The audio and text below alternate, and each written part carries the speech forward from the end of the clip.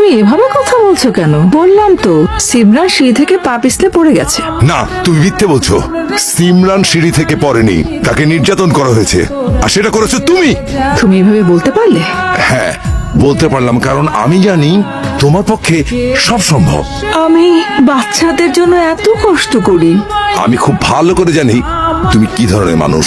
যখন জানোই তখন জাস্ট সাইলেন্ট হয়ে যাও, নয়তো আমি তোমাকে সাইলেন্ট করে দেবো। এই পুরো রাজত্ব আমার। তুমি কি ভেবেছিলে গায়ে বাছুর সহ তোমাকে বিয়ে করেছি মনের টানে?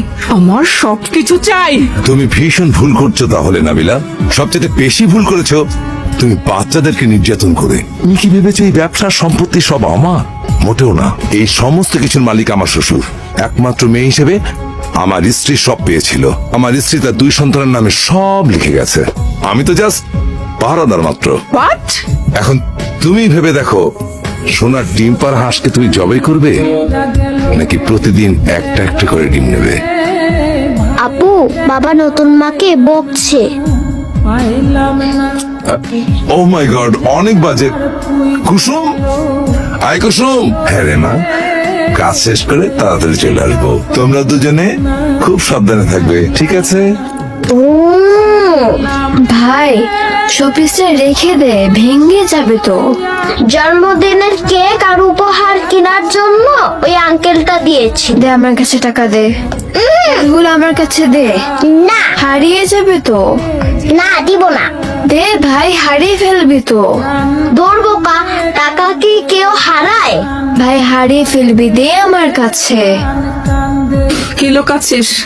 দেখি বের কর, বের কর। এত টাকা কোথায় পেয়েছিস? কোথায় পেয়েছিস এত টাকা? না মা না, ও চুরি করেনি, সত্যি। ভাইয়ের জন্য উঠলে পড়ছে না? এই বয়সে চুরি শিখে গেছিস? এই বয়সে